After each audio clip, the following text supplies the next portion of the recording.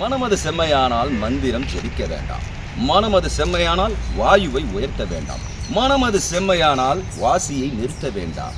மனமது செம்மையானால் மந்திரம் தேவையில்லை. இது அகஸ்தியர் நமக்கு சொல்லியிருக்காரு. அகஸ்தியர் ஏன் இப்படி சொல்றாரு? மனசு எப்படிங்க செம்மையாகும்? செம்மையாகணும்னா ஒரு விஷயம் சொல்லிடுறேன், பக்குவமாகும். மனம்ன்றது நான் ஏற்கனவே நிறைய வீடியோவில் சொல்லியிருக்கேன். அறிவுடைய பதிவு செய்யப்பட்ட தொகுப்பு, அனுபவங்களின் தொகுப்பு தான் மனம். இந்த மனம் வழியாக நம்ம சதா சர்வகாலமும் வேலை செய்கிறேன். இந்த அனுபவங்கள் இல்லாமல் என்னால் எப்படி இயங்க முடியும்? இதெல்லாம் எதுக்காக அகத்தியர் இப்படி சொன்னாருன்னா அதுக்கு ஒரு காரணம் இருக்குது. அவர் சொல்கிற விஷயங்கள் படி நாம் பண்ணுறோன்னா நிச்சயமாக நம்மளுடைய ஆன்மாவை நாம் எதுக்காக இந்த உலகத்துக்கு வந்திருக்கோன்றது நம்ம புரிஞ்சிக்கலாம்.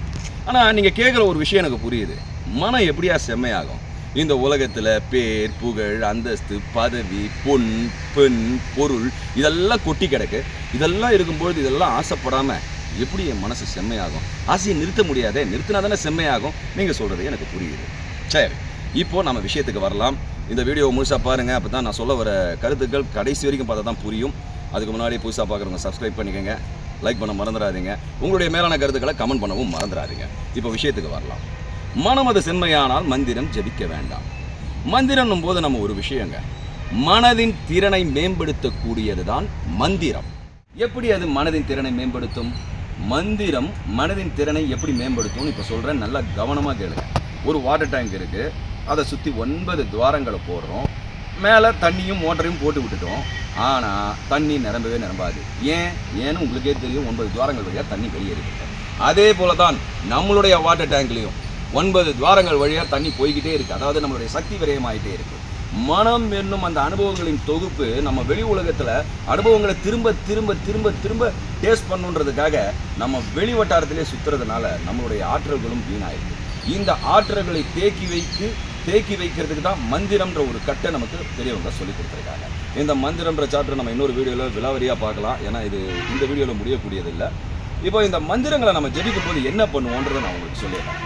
இப்போ உச்சரிப்பு தன்மை, உதாரணத்துக்கு ஓம் நம சிவாய சொல்லிக்கிட்டே இருக்கோம்னு வச்சுக்கங்களேன். இந்த ஓம் நம சிவாயன்ற மந்திரத்தில் ஒரு வித சக்தி இருக்குது, அதிர்வலைகள் இருக்குது. அதை நான் உங்களுக்கு இன்னொரு வீடியோவில் சொல்கிறேன். ஓம் நம சிவாயன்னு சொல்லும்போது என்ன பண்ணுவோம்?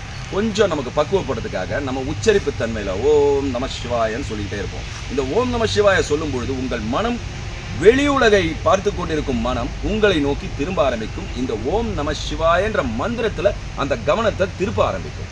இப்போ இந்த கவனத்தை திருப்ப ஆரம்பிக்கும் போது கொஞ்ச நாள் கழிச்சு நீங்கள் வெறும் வாய் முணுமுணுப்போட ஓம் நம சிவாயன்னு உங்களுக்குள்ளேயே சொல்லிப்பீங்க. அப்போது உங்களையே கவனிக்க ஆரம்பிக்கும் உங்கள் மனம். இங்கே மனம்ன்றது ஒரு அற்புதமான ஜிபிஎஸ் கருவி மாதிரிங்க. நம்மளுடைய ஒரு வாகனத்துக்கு ஜிபிஎஸ் கருவி எவ்வளோ உதவி செய்யுதோ அதே மாதிரி நம்மளுடைய மனமும் நமக்கு கொடுத்துருக்கிற, இயற்கை கொடுத்துருக்கிற ஜிபிஎஸ் கருவி. இப்போ இந்த ஜிபிஎஸ் கருவி தான் நாம் யாருன்றது நமக்கு புரிய வைக்க நமக்கு உதவி செய்ய போகுது. ஸோ இந்த மனதின் திறனை மேம்படுத்துறதுக்காக இந்த ஓம் நம சிவாயன்ற மந்திரத்தில் நம்ம கவனத்தை செலுத்தும் போது உள்ளே என்ன நடக்கும் தெரியுமா? உங்களுடைய டைனமா வேலை செய்ய ஆரம்பிக்கும். அதை குண்டலினி ஆற்றல்னுவாங்க, அதுன்னுவாங்க. அதுக்கும் தனியாக ஒரு எக்ஸ்பிளனேஷன் போடலாம். ஸோ அந்த உங்களுக்குள்ளே அந்த டைனமா சுற்றும் போது உங்களுக்குள்ள அதிர்வுத்தன்மை, வெளியே போகக்கூடிய அதிர்வுத்தன்மை. ஏன்னா விஞ்ஞானிகள் சொல்லும்படி அவங்களே நீங்கள் கண்டுபிடிச்சிருக்காங்க. ஏன்னா விஞ்ஞானம் சொல்கிறது தான் மக்கள் நம்புகிறாங்க. அதிர்வலைகள் கொண்டது தான் உலகம், அதிர்வால் தான் உருவானது அப்படின்றாங்க. இப்போ நீங்கள் ஒரு மரத்தோட உருவத்தை பார்த்தா கூட இந்த மரங்கள்லாம் பார்த்தீங்கன்னா இது அதிர்வுத்தன்மையால் கூட்டு, அதாவது அணுக்களின் கூட்டு, அந்த அதிர்வுத்தன்மை ஒட்ட வச்சுட்டு இருக்கு. அதனால தான் அந்த உருவம் நமக்கு உருவமாக தெரியுது.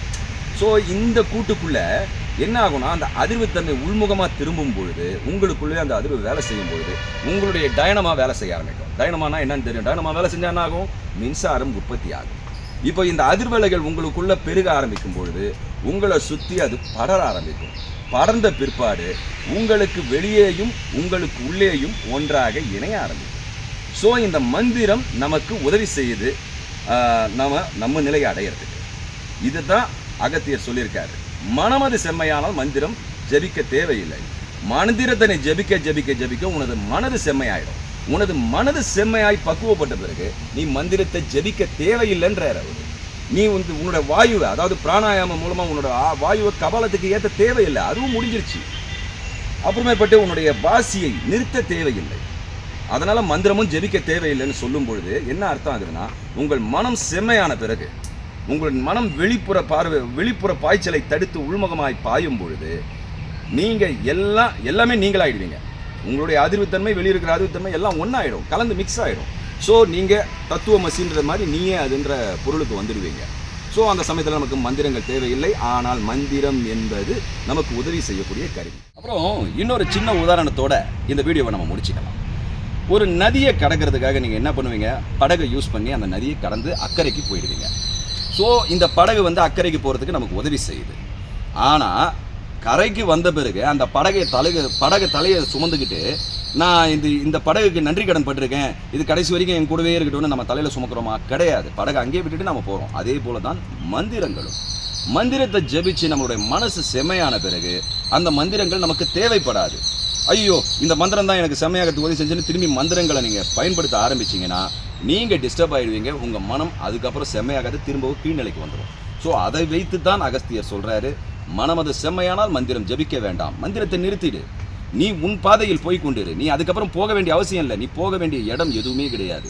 இந்த உலகத்தில் வாழ்கிற வரைக்கும் தான் நம்ம போகிற இடம்லாம் இருக்கும். ஏன்னா காலத்துக்கு நம்ம கட்டுப்பட்டு இருக்கிற வரைக்கும் நாம் எதையாவது போய் அடைஞ்சு கொண்டே இருக்கணும்னு தான் நினச்சிக்கிட்டு இருப்போம்.